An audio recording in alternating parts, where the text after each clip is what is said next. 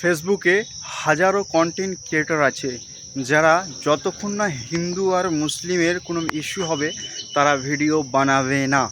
যদি কোনো সমস্যা আসে নিজের ধর্মের প্রতি, কোনো কিছু ঘটনা ঘটে, কিছু ইস্যু হয়, সেগুলো কিন্তু তারা ভিডিও করবেই না, তারা পোস্ট করবেই না ভিডিও বানিয়ে। কারণ জ্বালাটা তো নিজের গায়ে লাগবে, তাই না? তো রাম মন্দিরে চুরি হয়েছে, আপনারা সবাই জানেন এই ঘটনাটা।